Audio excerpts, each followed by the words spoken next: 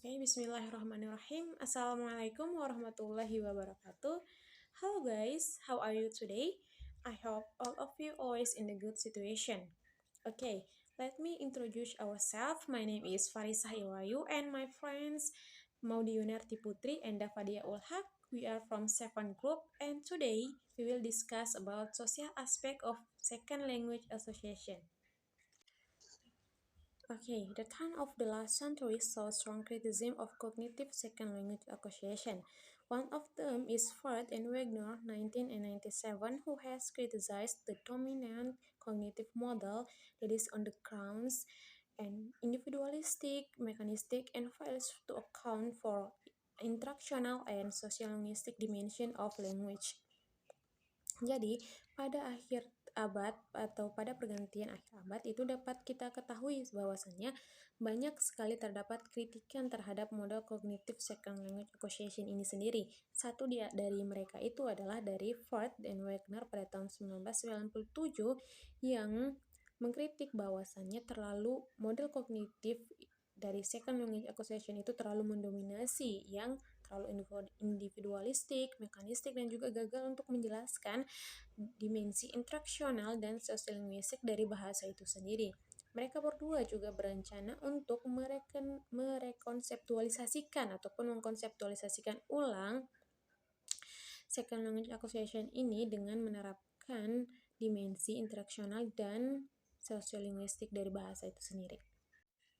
Applied to the second language association, it suggests two ways of investigating of social terms. The first one is by examining how social factors impact an individual learners of second language, and the second one is by viewing learning itself primarily as a social activity, even though it involves cognitive process. Oke, jadi menurut Sigal pada tahun 2003, dia membedakan tentang pandangan struktural konteks sosial yang mana konteks sosial seperti kekuasaan dan prestis itu dinilai sebagai sebuah konteks yang dapat menentukan di mana peserta didik itu belajar dan berinteraksi sosial gitu. Nah, menurutnya ada dua cara untuk melakukan investigating of social terms. Pertama itu adalah dengan menilai bagaimana faktor sosial itu dapat memberikan efek terhadap individual pelajar bahasa kedua gitu ya. Faktor sosial itu dianggap sebagai alat untuk mempengaruhi akses belajar dan motivasi. Jadi, di sini faktor sosial itu tidak mempengaruhi proses kognitif ya, hanya mempengaruhi motivasi belajar siswa saja. Dan yang kedua itu dengan melihat belajar itu sebagai sebuah proses ataupun aktivitas sosial meskipun di dalamnya itu terdapat kegiatan kognitif. Pandangan ini melihat bahwasannya belajar itu sebagai sebuah aktivitas sosial yang dibangun secara dinamis melalui kegiatan interaksi sosial. Okay, the next one is about social factors and achievement of second language. The social context which is learners' lives and work have an effect of how successful they are in learning second language. For example, when a learners of second language live in US or England. Jadi yang selanjutnya itu adalah tentang faktor sosial dan pencapaian dari bahasa kedua. Nah, sosial konteks di mana seorang siswa itu tinggal dan bekerja itu memiliki efek yang sangat besar terhadap pemerolehan bahasa kedua. Contohnya ketika seorang pelajar yang mempelajari bahasa kedua tinggal di US or England, yang seperti kita ketahui bahwasannya mayoritas US and England itu adalah menggunakan bahasa Inggris. So, itu akan mempengaruhi sekali sejauh mana seorang siswa akan mampu mengembangkan kemampuan bahasa kedua mereka di mana tempat yang mereka tinggali itu adalah mayoritas menggunakan bahasa kedua ataupun bahasa target yang akan kita pelajari. Okay, there are two types perspective of social factors and achievement of second language. The first one is about us humans acculturation models, and the second one is social education models. The first one is about us human acculturation models. As human argued that Acquisition of a second language is only one aspect of acculturation, and the extent to which a learner acculturates to the target language group will control the extent to which he or she acquires of a second language. Jadi, jadi menurut As Human, dia berargumentasi bahwasanya pemerolehan bahasa kedua itu hanya salah satu aspek dari proses akulturasi. Jadi, semakin besar ataupun semakin bagus seorang siswa itu berakulturasi, maka peluang dia untuk memperoleh bahasa kedua dan menguasai bahasa kedua itu akan lebih besar gitu. Nah, As Human ini sendiri bertujuan untuk menjelaskan tentang keberhasilan pemerolehan bahasa kedua dari seorang imigran gitu. Nah, As Human ini sendiri mengidentifikasikan a number of social factors itu menjadi 8 poin. Yang pertama adalah tentang social dominance.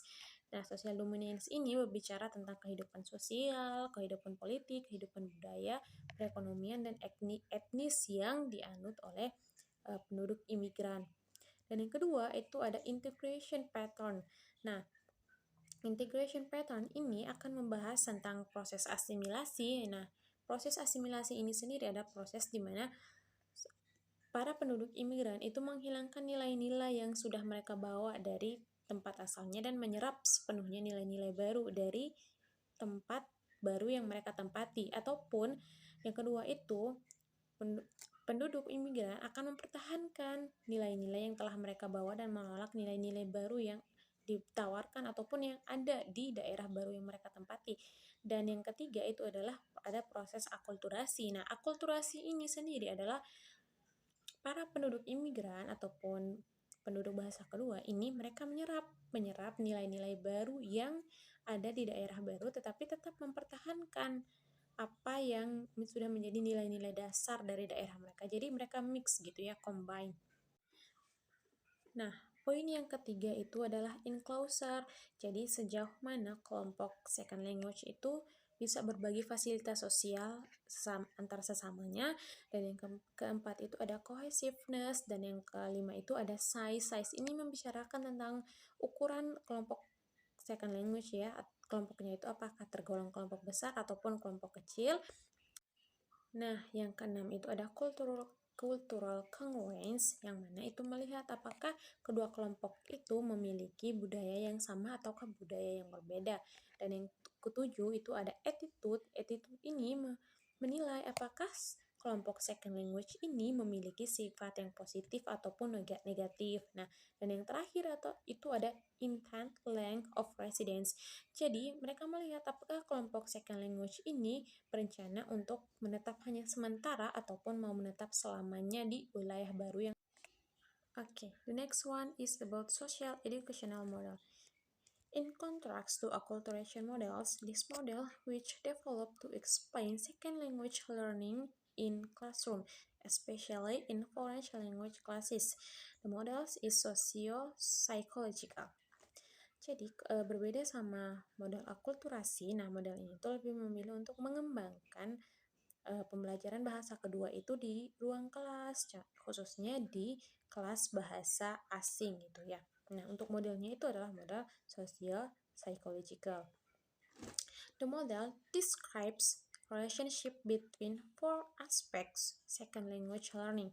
Jadi model ini menjelaskan tentang hubungan antara 4 aspek dari pemerolehan bahasa kedua gitu. Nah, yang pertama adalah social and cultural environment. Nah, ini menjelaskan tentang perbedaan sosial budaya apakah mempengaruhi proses pembelajaran second language acquisition ataukah tidak. Nah, yang kedua itu ada individual difference of students. Jadi, yang kedua ini membahas tentang perbedaan kemampuan peserta didik dalam memperoleh bahasa kedua. Nah, apakah peserta didik ini memiliki kemampuan yang sama ataupun kemampuan yang berbeda dalam memperoleh bahasa kedua gitu, karena sudah pasti setiap otak siswa itu berbeda kapasitasnya, jadi otomatis pemerolehan ataupun daya serap dari bahasa kedua itu sendiri pasti akan berbeda gitu. Nah, dan yang ketiga itu adalah menyangkut setting ini bisa berupa tempat, waktu, dan lain sebagainya. Dan yang terakhir itu adalah tentang learning ya, ataupun hasil dari pemrolehan bahasa kedua itu seperti apa? Apakah hasilnya sudah sesuai dengan apa yang diharapkan oleh guru ataupun belum? Okay, the next one is about second language acquisition, cognitive or social enterprise. Both of the acculturation models and social educational models are de facto input-output models. It means that they say that second language learning is a mental phenomenon that involves individuals of students. Jadi kedua model tersebut, baik model akulturasi maupun model sosial pendidikan, nah mereka berdua adalah sama-sama model dari de facto input-output gitu. Jadi mereka menganggap bahwasannya second language learning ini adalah sebuah fenomena mental yang mana itu melibatkan individu peserta didik gitu. Jadi konsep dari second language acquisition ini diartikan dalam prestasi dan achievement yang mana itu adalah pengaruh tidak langsung dari faktor sosial yang mempengaruhi motivasi belajar seorang siswa itu. Oke, selanjutnya kita akan membahas tentang criticism of cognitive second language acquisition.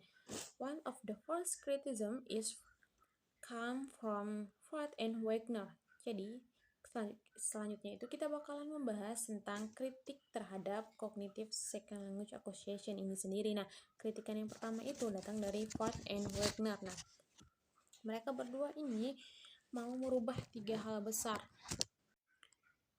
The first one is about significantly increase awareness of the contextual and interactional dimension language use.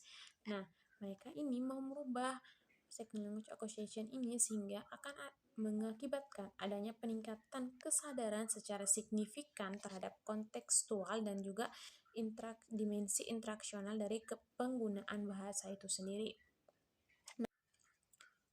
And the second one is increase sensitively between relevant participant to basic concept. Jadi, mereka menginginkan adanya relevansi antara konsep dasar dengan peserta didik. Dan yang terakhir itu adalah expansion of the traditional second language acquisition database. Jadi, mereka mau adanya perluasan database second language acquisition secara tradisional gitu. Oke, karena tadi kita sudah membahas tentang kritik terhadap cognitive second language acquisition, and then we will discuss about the response of the critics ya.